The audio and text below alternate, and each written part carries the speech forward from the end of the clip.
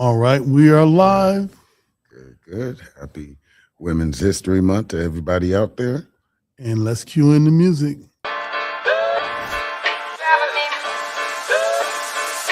Audio Jungle.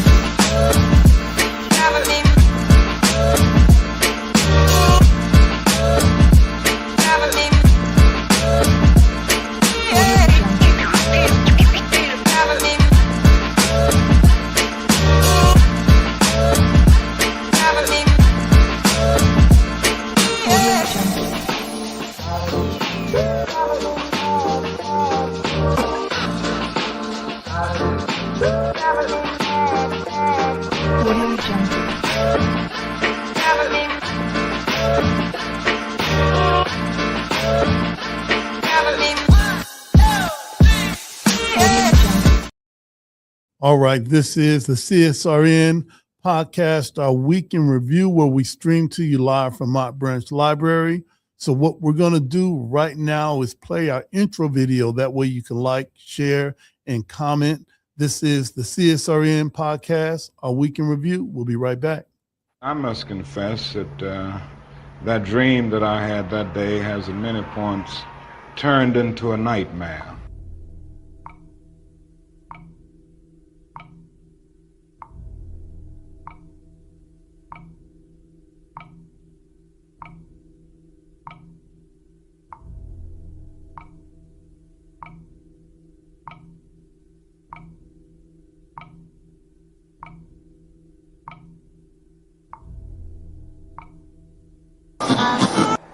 Now, the other thing that we've got to come to see now that many of us didn't see too well during the last 10 years, that is that racism not guilty is still alive in American society and much more widespread. Broke his neck after Baltimore police. A handful of protesters, a handful of criminals and thugs who...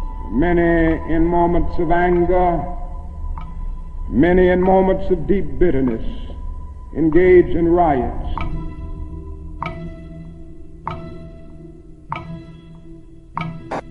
And as long as America postpones justice, we stand in the position of having these recurrences of violence and riots over and over again.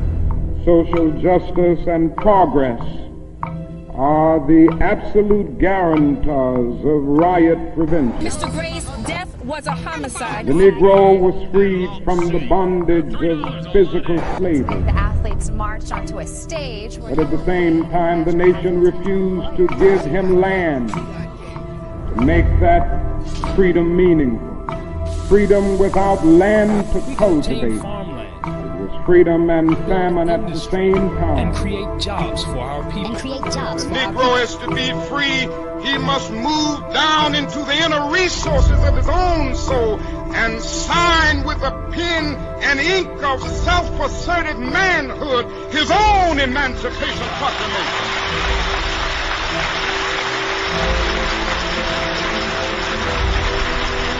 But I want to get the language right tonight. I want to get the language so right that everybody here will cry out, yes, I'm black, I'm proud of it, I'm black and beautiful.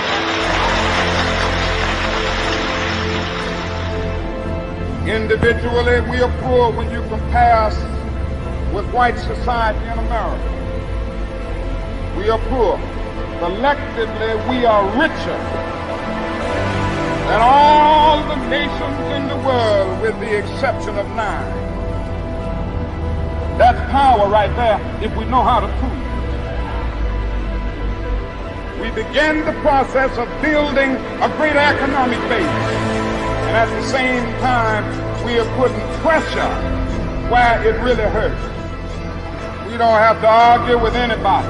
We just need to go around to these stores and to these massive industries in our country.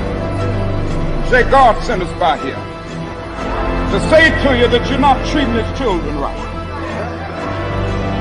We come by here to ask you to make the first item on your agenda fair treatment where God's children are concerned.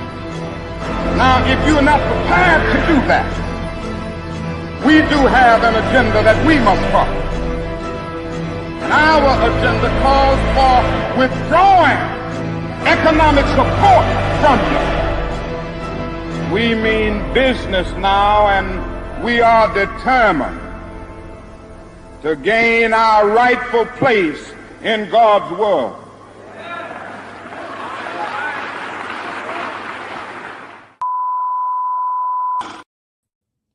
All right, we are back. This is the CSRN podcast, our weekend review where we come to you live from Mott Branch Library. So shout out to Kevin and the staff here that they always lay out the red, black, and green carpet for us. Let's get into some intros. We got some stories from the Final Call newspaper that we're going to unpack. We've got some Black Lives Matter moments. We even have some perspectives on the life of Reverend Jesse Jackson, along with some of the things that are happening here local. I'm Brother Washington Muhammad, one of the co-founders of CSRN, along with Mike Leonardi and Jabril Bey. Way back in 2014, they came up with the idea of Community Solidarity Day. They had planned that, and then they asked me to help organize a couple other things that they had going on. Seemed like we started on a Tuesday, all right? So we're doing it now. And what am I wearing today? Today I've got on a brown shirt. I've got a brown hat on. I got my glasses from Optigo, Twix in between. And I also have a stone. I don't know what the name of the stone is. It's raw hematite.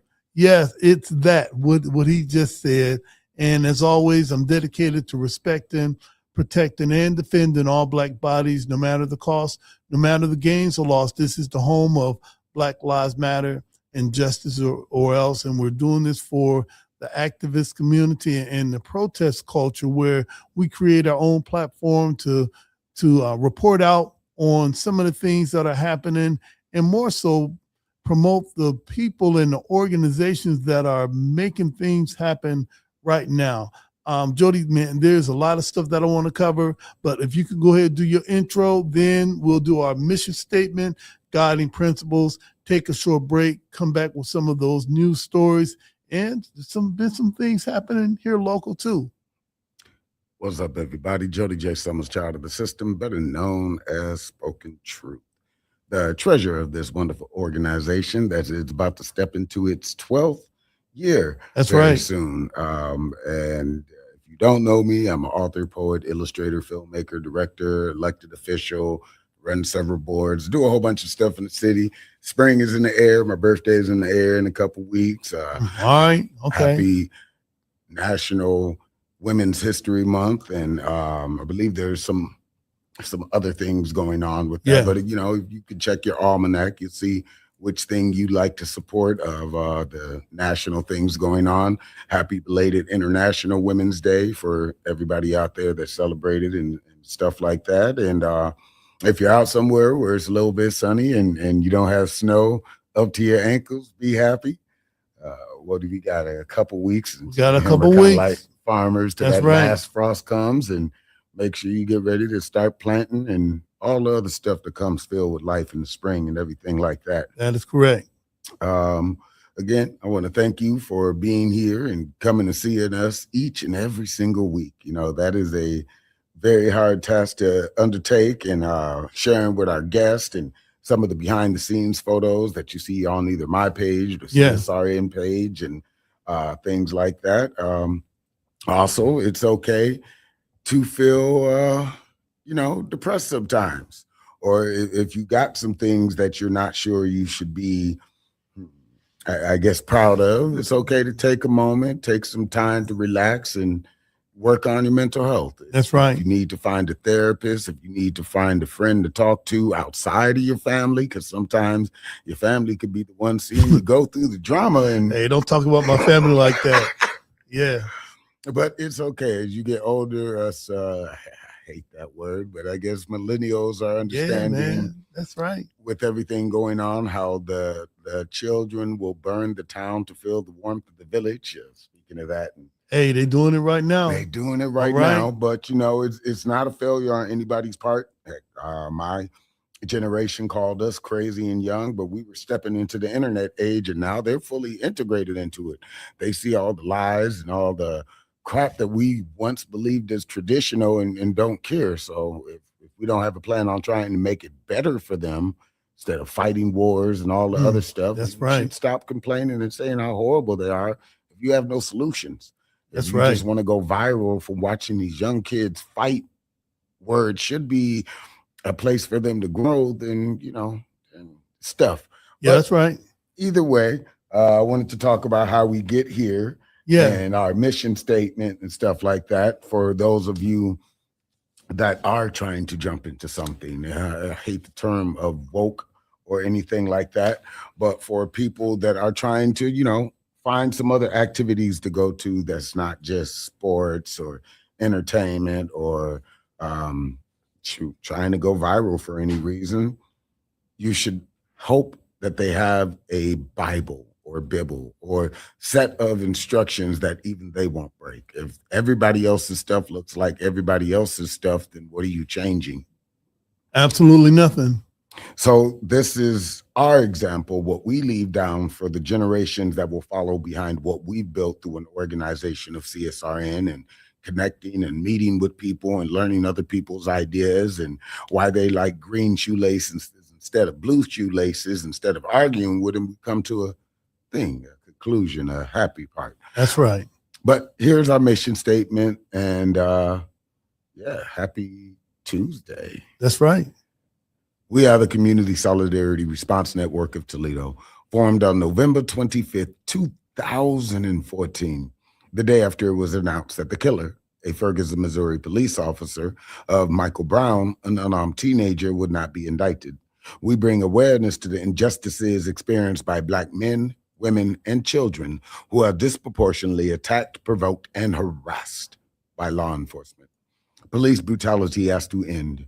We bring awareness to the fact that most often, police brutality goes without consequence and accountability. Police impunity has to end.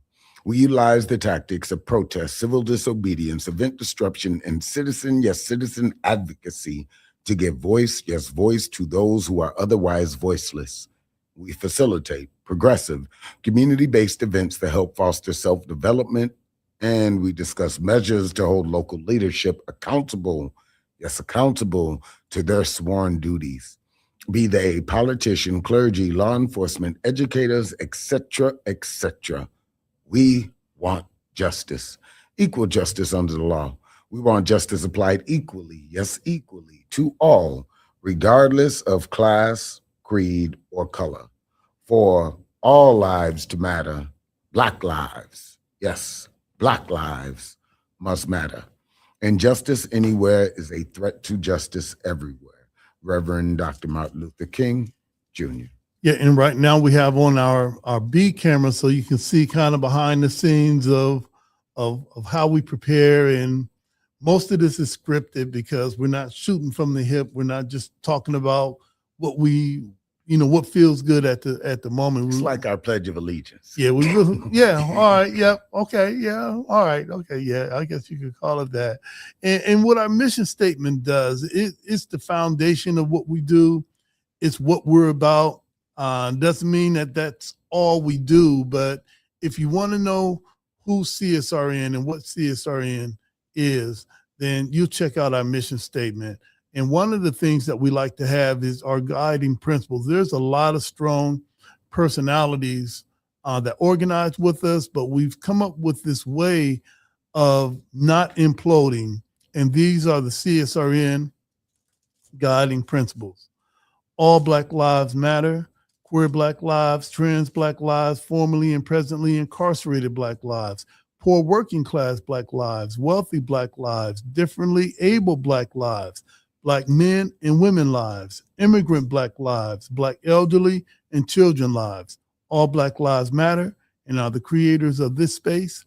We throw no one under the bus. We rise together. Ashe. Ashe. And that means one who changes a thing or one who makes a thing happen. Thriving instead of surviving. Our vision is based on the world we want, not the one we're currently in. We seek to transform, not simply react. We want our people to thrive, not just exist. Think beyond the possible. Ashe. Ashe. Experimentation and innovation must be built into our work. Embrace the best tools, practices, and tactics, and leave those behind that no longer serve us. Ashe. Ashe. Evaluation and assessment must be built into our culture. Critical reflection must be a part of all of our work. We learn from our mistakes and our victories. Ashe. Ashe. Principal struggle can exist in a positive environment. We must be honest with one another by embracing direct, loving communication. Ashe. Ashe. Love, self-love is practiced in every element of all we do. Love and self-love must be a driver of our work and an indicator of our success. Without this principle and without healing, we will harm each other and undermine our movement. Ashe. Ashe. 360-degree vision. We honor past struggles and wisdom from elders. The work we do today builds the foundations of movements of tomorrow. We consider our mark on future generations. Ashe. Ashe. Self-care means we build resilient spaces by budgeting time, energy, and resources for healing. Self-care is a regular, consistent, and essential practice. Ashe. Ashe. The most directly affected people are experts at their own lives and should be in leadership at the center of our movement in telling their stories directly. Ashe. Ashe. Training and leadership development should be fundamental. Our movement must constantly grow and leadership must constantly multiply. Ashe. Ashe. You know, we're having the National Women's History Month. Yes. All right. And I want to bring up somebody regarding women's history. And I think I said this before, but man, I'm thinking about Katrina Backham. And she was organizing with us that really helped get this thing off the ground. She's a Native American, but she would appear as a white woman. And one of the things that she did, she would create this thing called the burn, because in some spaces, white people have more leverage in speaking their mind. Well, since she appeared that, but she wasn't, she would do this thing where we would be somewhere at a workshop or at a meeting, and she would ask the questions that only a person appearing white would ask. And because she was white, it would be highly unusual for a person that appeared to be white to know what she knows. And it would always leave the room silent, because we always say that we only believe something if a white person says it. Well, Katrina Backham on the surface may appear that, but she wasn't. She was Native American, but she used all that she had to push forward some of the things that I might find, Jody, difficult to say. So that's my, it's a strange and unusual Black Lives Matter moment, but the original people come in all shapes, sizes, and colors too. So that's my Black Lives Matter moment. Are you ready to share yours, or are we going to go to a break and come back? So I was thinking, well, I actually kind of have two. So I'm going to honor somebody for Black Women's History Month, and my Black Lives Matter moment is going to come after that. So in first, as I believe our commissioners just did, I want to honor Sonia Ramel of Urban Holistics and Sonia Organics, who's actually right down the street from here, us at the library in Mott Branch with by Tatum Park and everything like that. She is now landowner of the farm, which I remember back in the day when all the planning and stuff like that, it was called the garden, and I told her now it's a farm. So now it's a USDA farm, and that's she awesome. owns the land after a contract in the process of, doing stuff. Nothing is ever going to be handed to you just because you could have all the degrees, the expertise, and even sometimes the money is just going to be you haven't put in the work. That's right. And for the people that put in the work through whatever is going on and adjust their dream, because remember at one point in time she didn't have a fence over there, But then, life changes. You wanted it to be for the neighborhood, but you had to make some adjustments. So Yeah. now she's got a fence, and she does. I know in a couple of weeks or sometime around April, there'll be the grand opening again of the farm for everybody. So awesome for her. And my Black Lives Matter moment, which everybody was sharing it, I want to say last week or week before, that whole blizzard got me a little bit off guard from Salem and stuff. All right. And we're going to get into that a little bit later too. Yep.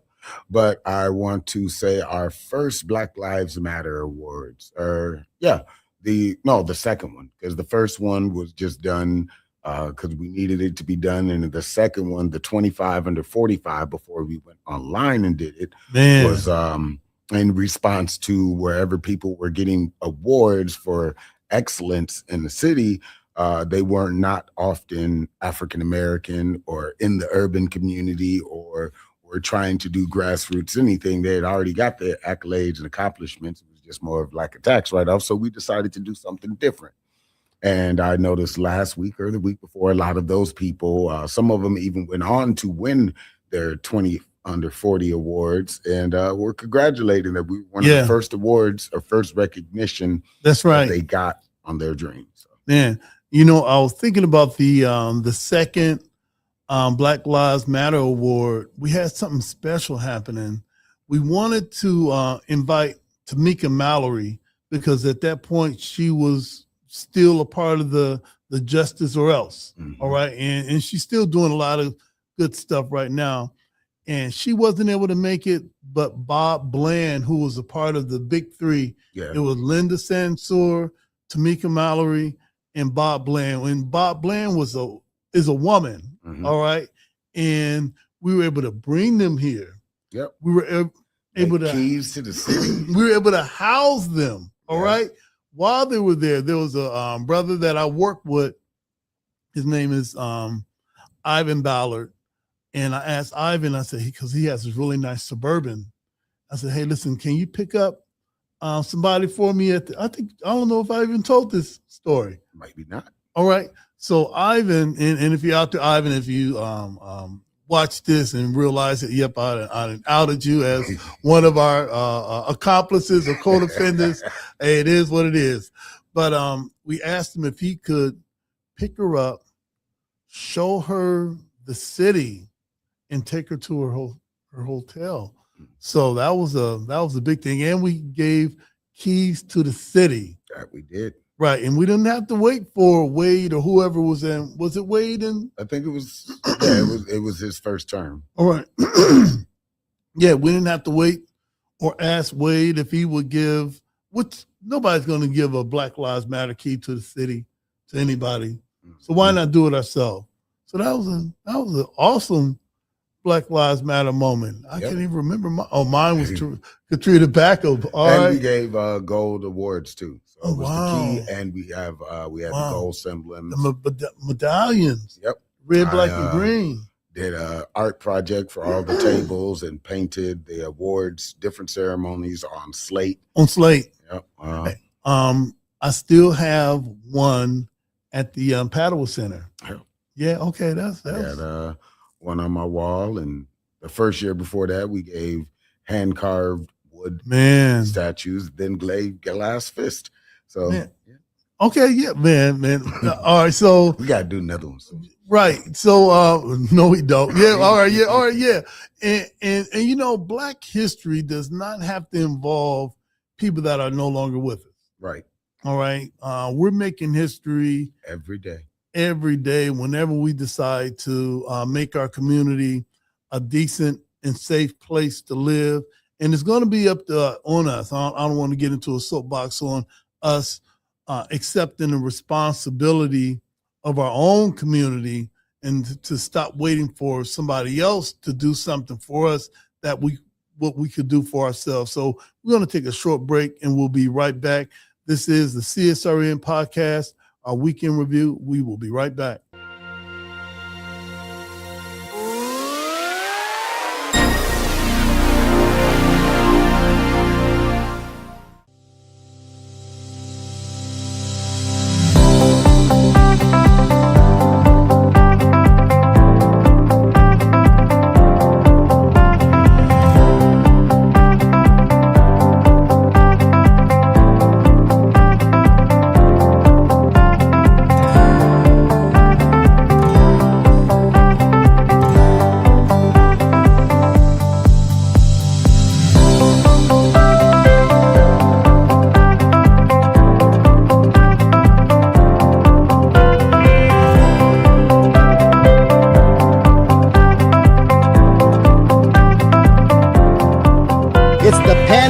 Canal. En esta hermosísima ciudad de Orlando. I'm here in Barranquilla, Colombia, and in sunny Miami. Daytona Beach, mis amigos, that's where we're at today. Desde la ciudad de Cartagena, Colombia. We are in Orlando right now, here in Florida.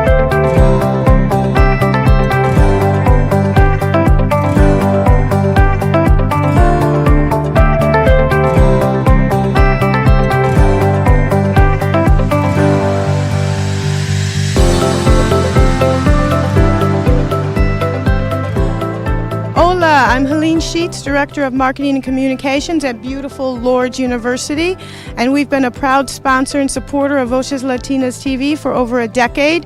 It has been a fantastic partnership. It's been our doorway into the Latino community. We've met so many incredible people, created so many partnerships. Our students absolutely love the connections we've made through Voces Latinas TV, and we're looking forward to at least another decade, 2 decades.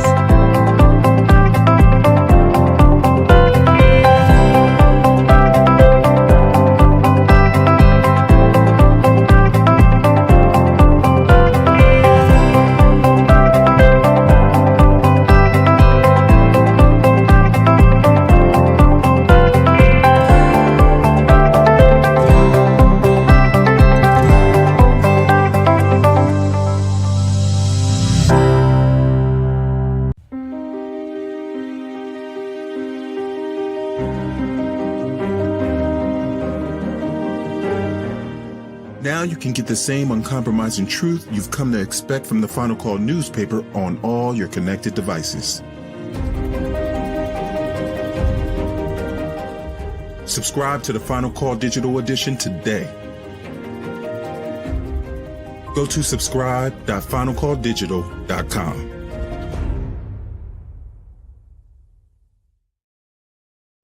All right, welcome back. This is the CSRN podcast, our weekend review. Before I share a couple of stories from this week's edition of this week's issue of the Final Call newspaper, and you can see the headline is "The War Widens." We're talking about America and Israel going to war with Iran. I wanted to shout out Reinvest Toledo. We had Amelia Gibbon and what was it, Brittany Jones, and some others. Not Brittany Jones. Oh, Brittany Moore. Right. Damn, come on. Well, still, I still, yeah. All right, yeah. Brittany Moore and the rest of the team come in and talk about changing the narrative. So be on the lookout for Reinvest Toledo. They got some things coming up, and if we want our young people to be involved in something positive, then this group right here are really making a change in the city. So if you can't create your own organization that's going to work with you, then let's support the organizations like Reinvest Toledo and some of the other organizations that are making a difference in our community and making it a decent and safe place to live. All right, back to the Final Call newspaper. This issue is dealing with the war widens, talking about this war that's going on with the United States and Israel. And I'm going to read the headline from the Final Call newspaper. You can go to finalcall.com and read the articles that come out in this week's edition of the Final Call newspaper. You can find us on Bancroft and Detroit on the weekends and get the Final Call newspaper, or you can drive up to the Mott Branch Library right now, and we've got a stack of Final Call newspapers right at the front desk. It says, this is at the from the Final Call. It says the United States and Israel launched a coordinated military strikes against the Islamic Republic of Iran, marking a significant escalation and turning point in the volatile Middle East. Shafiq News Tehran reported that Iran's Supreme Leader Ayatollah Khamenei was killed in the attack.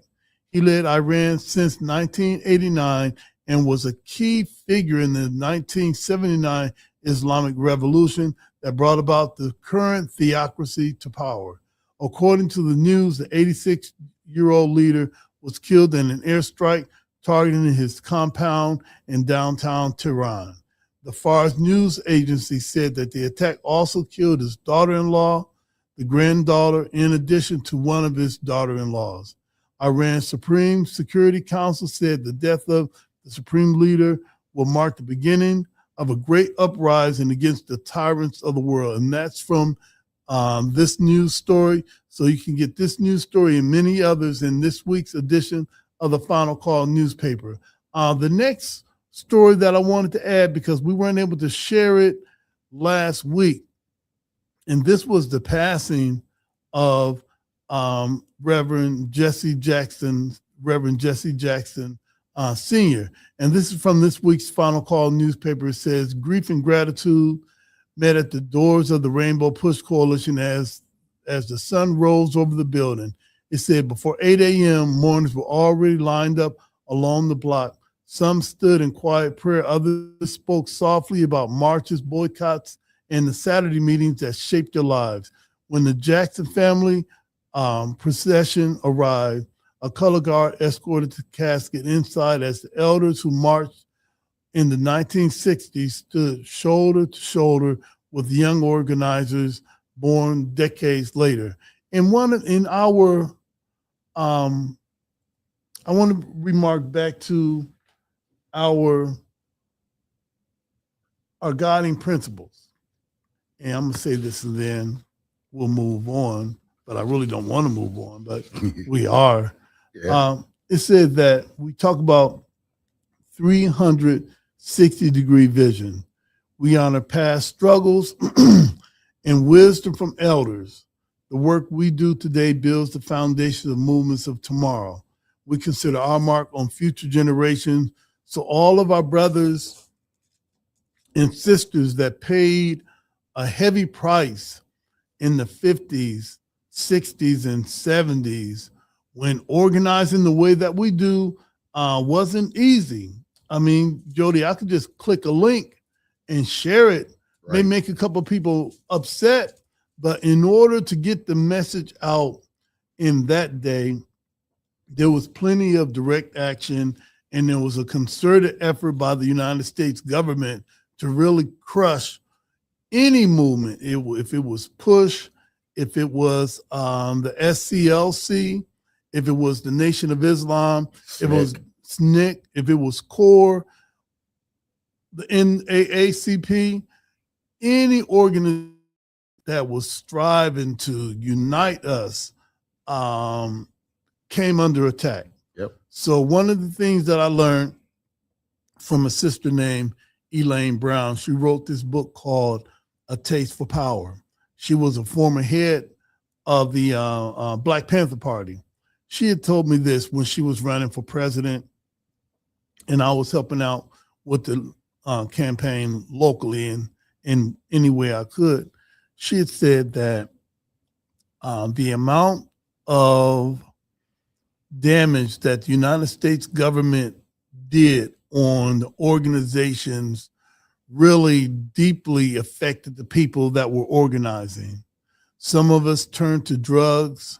Some of us turned to alcohol. Some of us became depressed because of the tricks, Jody, and the tactics. They would have somebody like me leading the group, and then all of a sudden, that person would switch, or that person would turn informant or stool pigeon against the whole group. So everything that we were fighting for, all of a sudden is stopped, just as they stopped Fred Hampton and Mark Clark in Chicago. Everything that we were working for, all of a sudden is nothing. And the chief component of the demise of our organization was the person that we thought was either leading it or second and third in charge.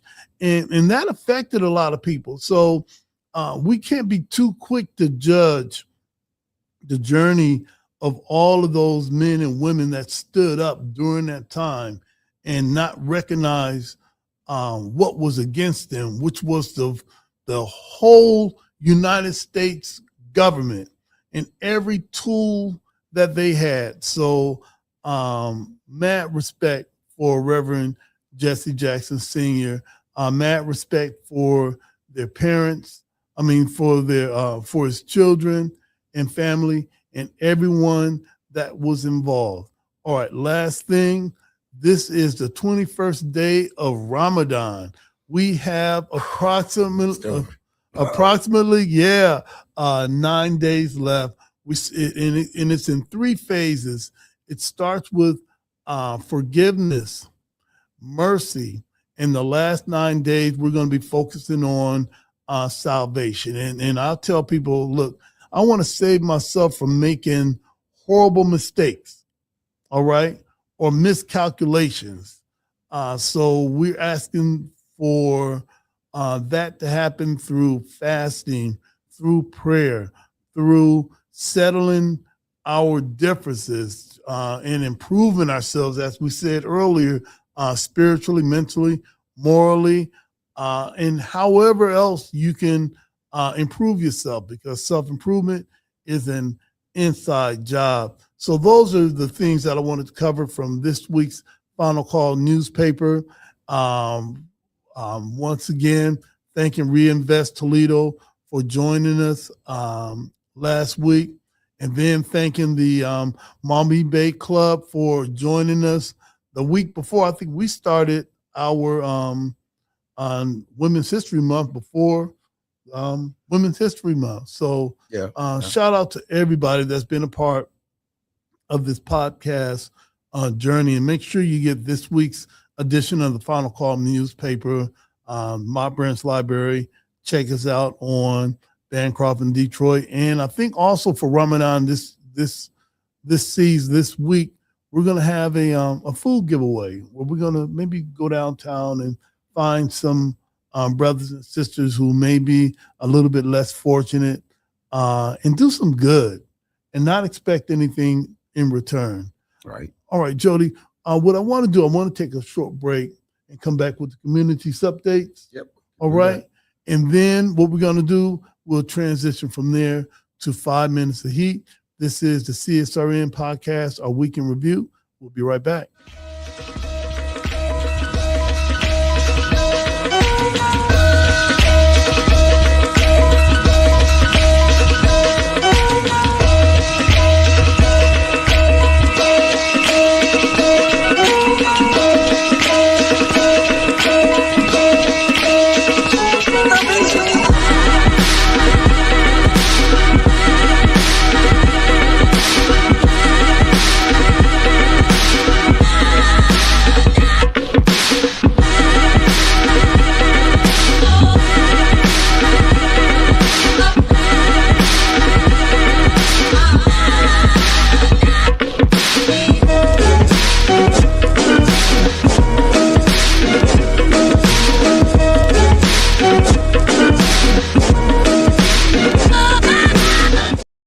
All right, we are back. This is the CSRN podcast, our week in review. And once again, make sure you pick up this week's edition of the Final Call newspaper. And big shout out to some of those that are watching, and particularly Sister Yvette Muhammad, who's letting us know that Eden Community Garden is going to be starting up soon for the 2026 season. We're going to try to get her back on to talk about the garden and what's going to be happening with it. All right, Jody. At this point, we're going to talk about some of the community updates. We don't call them updates; it's updates because we're trying to tell you what's up. What are some of the things that you've seen that's happening in the community, and you think people really need to know? Well, I'm going to take you back to Black History Month, since I wasn't on for the first time in a couple years, a show and stuff like that. So just going back to some things you might have been at, might have missed, and to some upcoming things. There was Sunday, February 22nd, celebrating the 36th annual Black History Month concert with Toledo Symphony. That happened on that Sunday. Going forward, we had the Acoustics for Autism, March 1st. There she is. And our special guest is actually walking in the room. So what's up? We're just going over She those. seemed angry. But we had Acoustics for Autism. Yeah. That was on March 1st through March 2nd. And everybody that was out there, all the bands and stuff like that. On Tuesday, March 3rd, there was at the Zelblaki Center, the Community Center input meeting. So if you wanted to know what was going on in your community and all that good stuff, that was going on then on Tuesday, March 3rd. Moving forward, we had which I just got to attend on March 7th, was the grand opening of D-Flame Candles. My friend Kinga, as you might know her on social media, I won't go and put her government name out there. But if you're wondering where all my incense and stuff, when I do gift baskets and boxes or stuff like that, they come from her. For the past 4 or 5 years, I'll go around to different vendors and creators and collect waxes, because I do create clothing and hats and gift boxes with my books and stuff. So I want to always have something, not just me to sell you merchandise, but other people. And it's one of the creators in the city who also does, I forgot to describe myself earlier, so I'll run through that real quick. Well, we take an hour figuring out all of this, but all right. But with the shirt that I'm wearing for the second year of the Optigo summer camp that we do, last year we were all invited as creators to do something, to give something for the kids to do that's other than video games or sports or stuff like that. So she had her grand opening, and as I told her or put on my post, if you're wondering what I smell like if you come by me and stuff, it's called, well, we have no FFC. So fucking fabulous. That's one of the scents that I'll be wearing for the next month. Like I feel every day I come out the door. And there's that. All right. But moving forward, and then after we have our guests, I'll tell you some of the upcoming things that's coming up here in March. But Saturday, March 7th, there was the March Madness Triple Birthday Bash. If you know Lightning Rod or DJ Rock or DJ One Time, this was their thing that they've been doing for so long. I want to say it's maybe 20 plus years they've been doing the thing, but they've been in the industry a lot longer, but they all hold a birthday bash. And this was at the area banquet hall. I saw some photos and everything out there like that.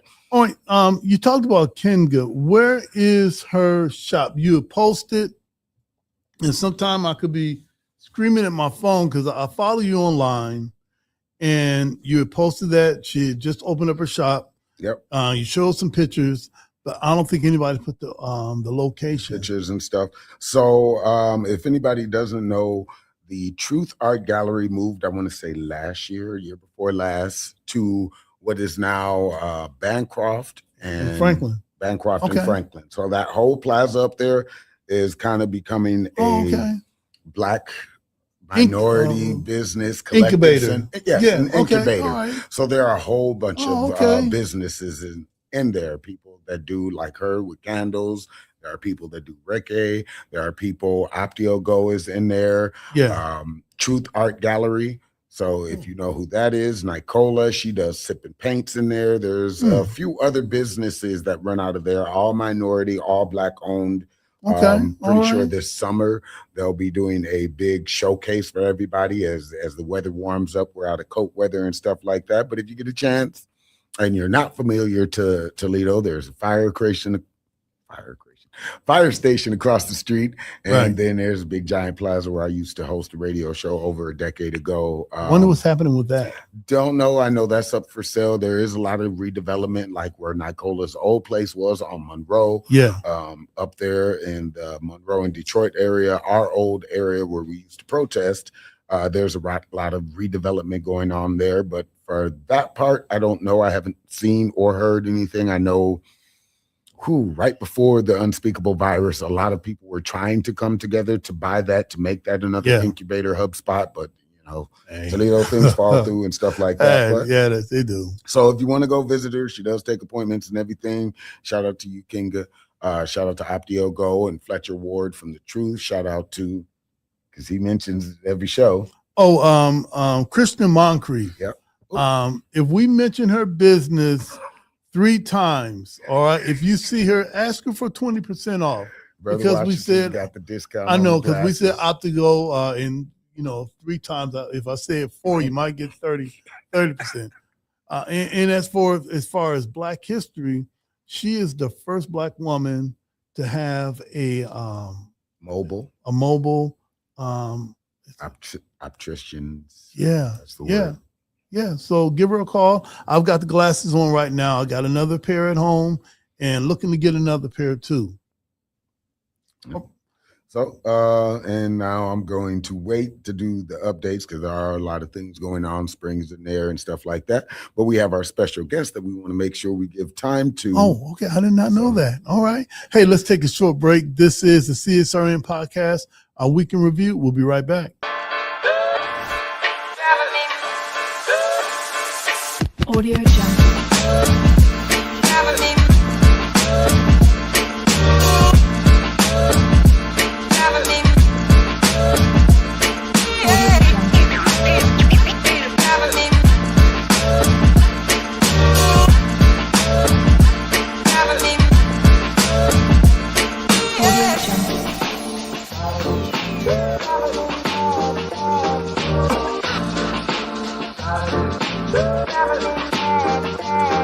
Audio Jungle.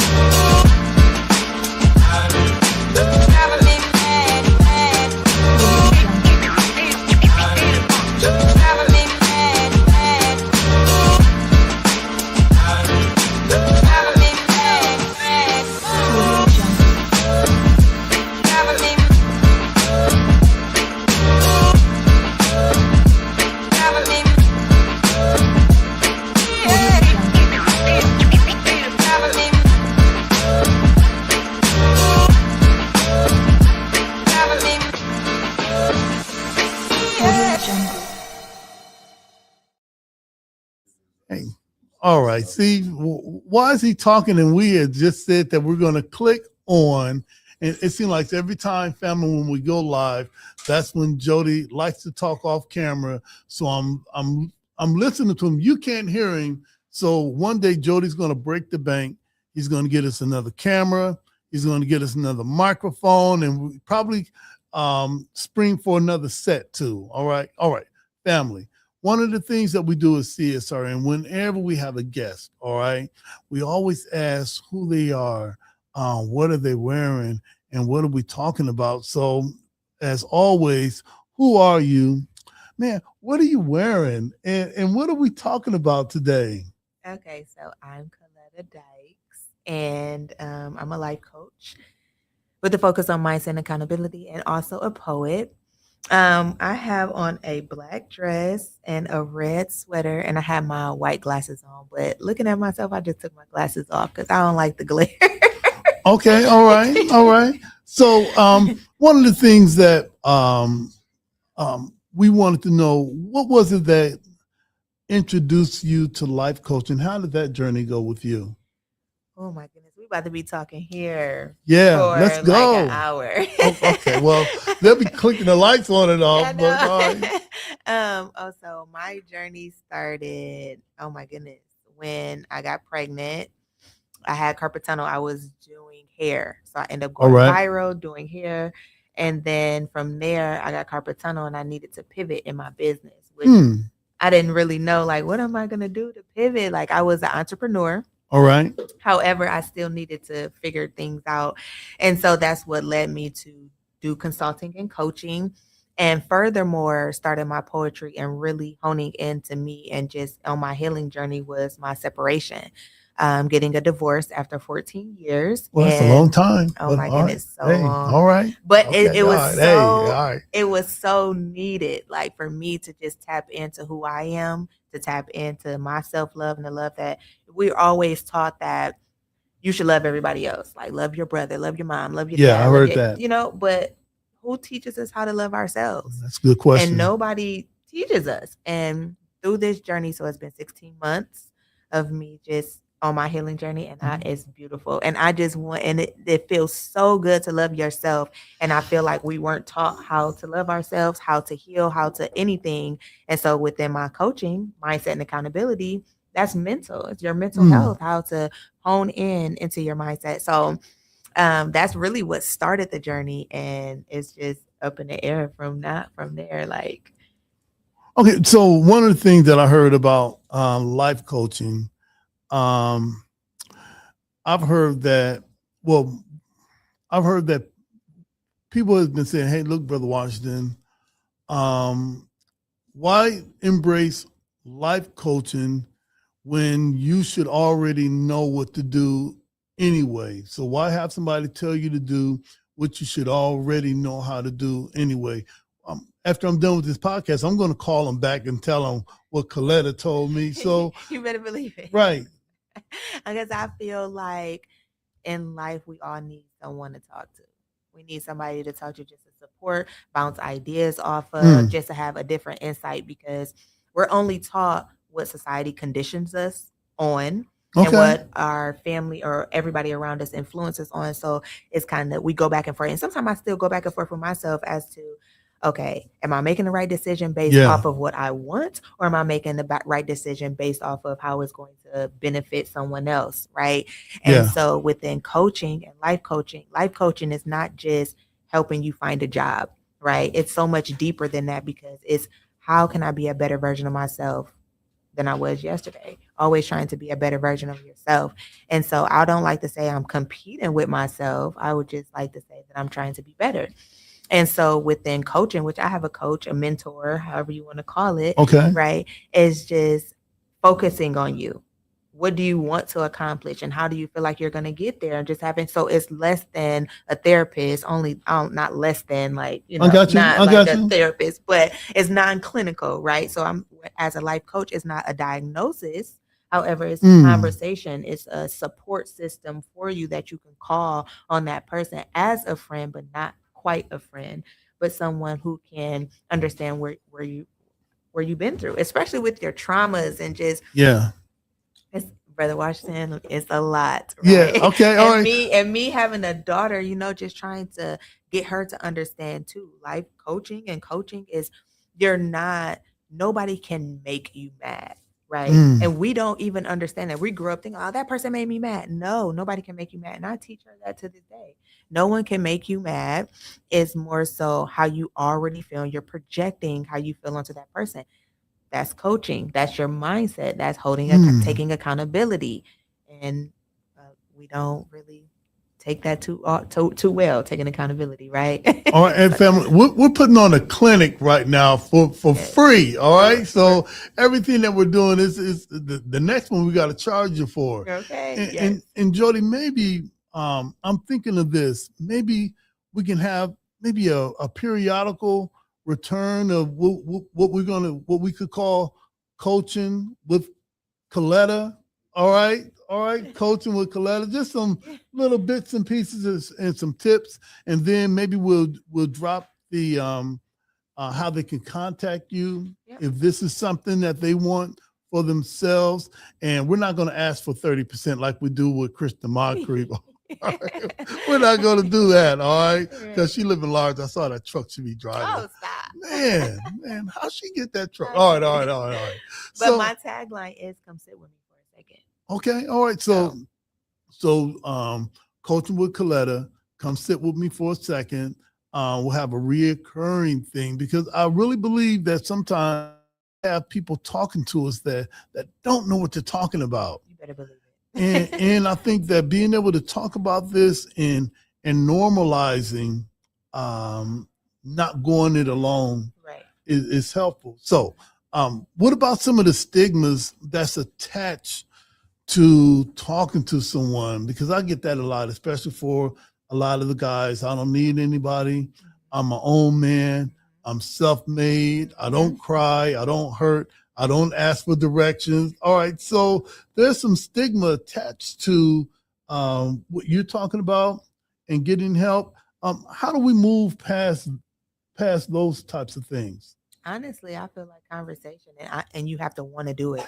If you don't want to heal, if you don't want any guidance, then of course you're going to have those limiting beliefs. You're going to have those stigmas and saying like, I don't need anybody to talk to. I can talk to my friend, or I have a therapist, or what have you. Yeah. But it's more so hearing a person's story, like where I've come from, that will attract people like, wow, I'm going through the same thing. And more so being able to be relatable, and not so much that I only want to talk to somebody who's been there before, but it's more so like, how did you move past it? Yeah. How did you get to where you are now? Your light shining so bright, and it's like, oh, I just want a piece of that. Can I understand where you're coming from? But that comes with a willingness to want to change. And if you don't have that willingness, you're not going to do anything, whether it's a therapist, whether it's a coach, whether it's a mentor, because you have to understand it's a lot of people just in general, like a lot of people could be your teachers, but people put titles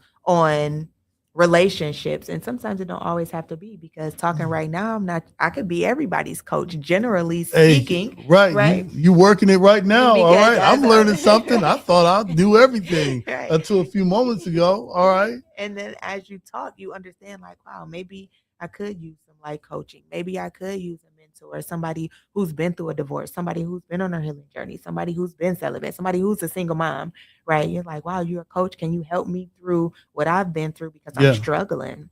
Yeah. And I think it's prominent in society now. We just go through life thinking we know what we're doing, and we really don't. And you just need, and not that you need somebody like, okay, this is what you do this day. It's more so understanding your emotions and being aware of your actions and your patterns. And if you don't understand those, you're going to find yourself constantly repeating. All right. We've got I got 3 other things that I need to go over with you. But would you be willing to come back and we're not giving it, family. We're not giving it all away. All right. We're just some bits and pieces.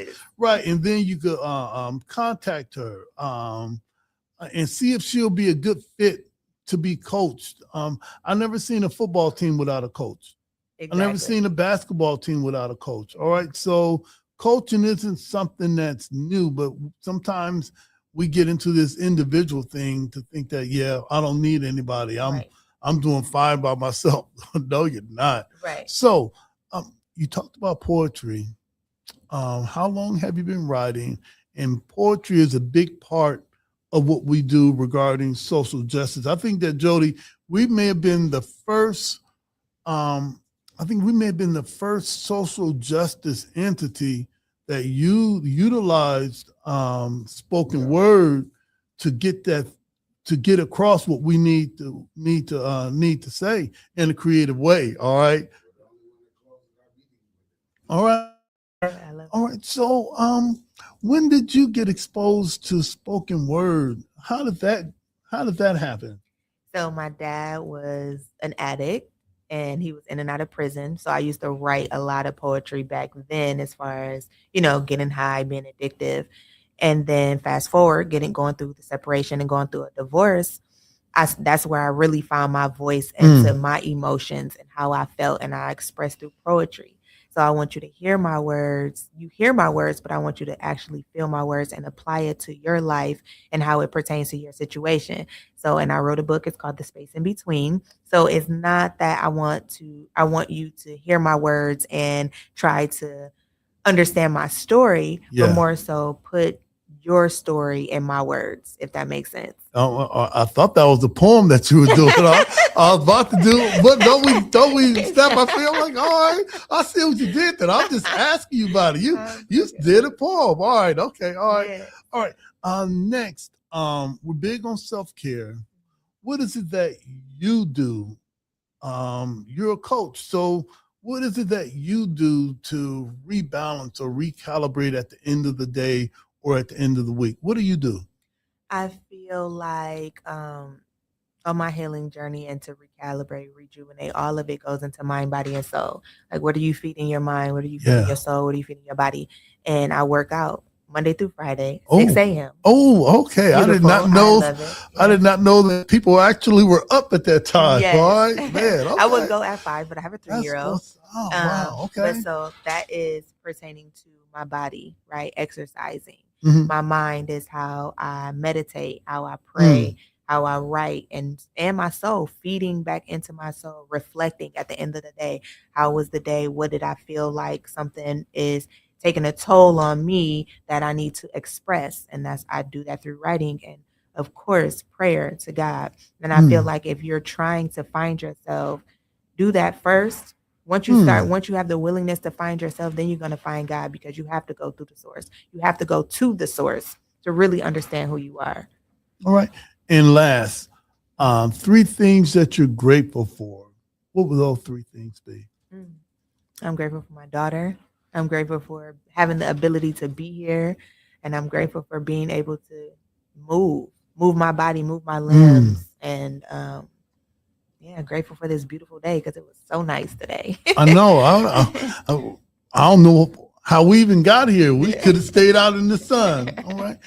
And lastly, would you be willing to come back, share some tips regarding wellness, self-care, and also share your information about how they can get a hold to you? They weren't able to put it in the software today, but we'll double back however they do that on the post edit if they do it. All right. No worries. I appreciate you. Yes, I definitely will come back. Hey, family, we're going to come back with Jody Summers in our community updates, along with 5 minutes of heat. Coletta Dykes. All right. And she's going to be back with us coaching with Coletta. What is it? Sit down? Come sit with me. Come sit. Okay. All right. All right then. Hey, this is the CSRN podcast, our weekly review. We'll be right back.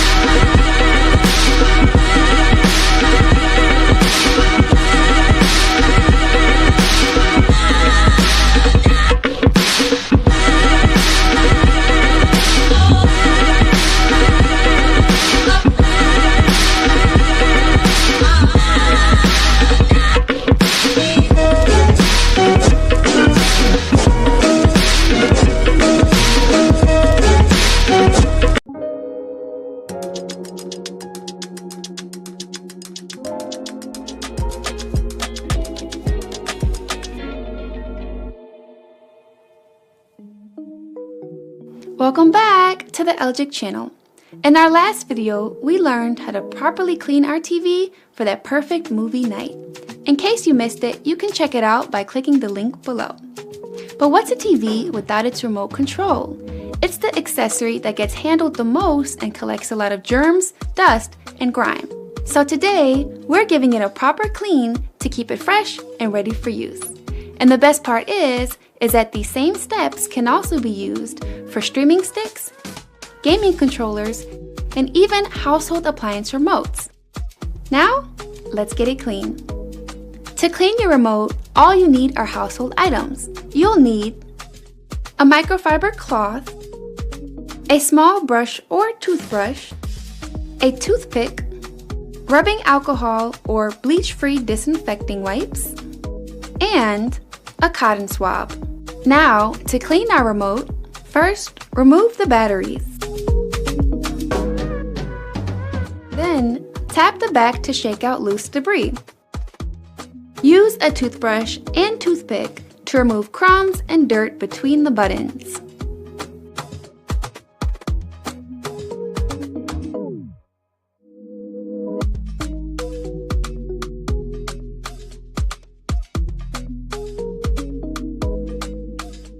Next, for an initial wipe, dampen your microfiber cloth with alcohol or use disinfecting wipes to wipe down the front, back, and side of the remote. Remember, never spray liquid directly on any controller to ensure. All right, we are back. That was Let's Get It Clean. That's the Sisters from the Nation of Islam. They have a YouTube channel on. Man, make sure that your house is clean and fresh. Jody, listen, man, we are so close to being out of here, and we really want to get to 5 minutes of heat. Big shout out to Coletta Dykes. Come sit with me. We'll be talking about coaching with Coletta within the next couple of weeks. Jody, if you could give us 1 or 2 community updates, and then we're going to get right into 5 minutes of heat. What do you got? All right. For those of you poetic griots and everything out there, we have a new open mic in the city that's going on Tuesday. So there are 2 different ones on 2 different sides of town, just in case you're at a different place. We have a new night going on called Poetic Justice Tuesdays. And this is at the Link, formerly Arnie's. It is 2637 West Bancroft over by the UT campus. It's also Taco Tuesday, so they got tacos in the kitchen. It's hosted by Shane Digg, and today's special host or co-host is Sunkiss, who also does the Poetry and Soul, not Poetry and Soul, but Respect Your Mic, Poetry and Soul is K. Renee. But that's going on today, so as soon as I'm done, you'll see me over there to grace their mic for the first time. As soon as we tear down the show, just to let you know, also the 30th anniversary ticket sale is out now for Toledo Urban Federal Credit Union. So that is going on. If you want to get your tickets, the sale price is going on. When they're sold out, they will go up. I can't tell you by how much, but I know last year I think it was like by about $15 and more if you want to pay at the door for the concert and stuff. So I suggest that you would go get them now as soon as possible before they are all sold out.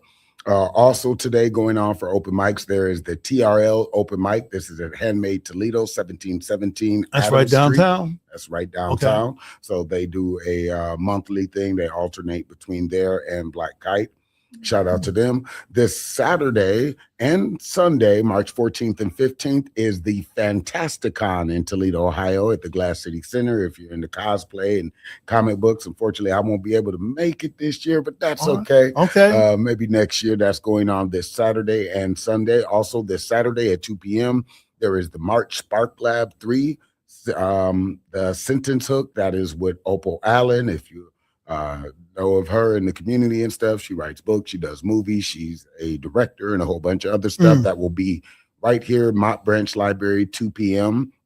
Also this Saturday at 6 p.m. is Uncloistered Poetry, the March edition. We got Single Rose, Adrian Lime, and I forget the other person's name, but that's going to be at the Attic on Adams, 6 p.m. this Saturday. And 2 more things. Sunday at 2 p.m. is Sunkiss, who I just mentioned is going to be the co-host today. She's having her open house for the Respect Your Crown. Check on the events page and look her up and see if you can make it in there.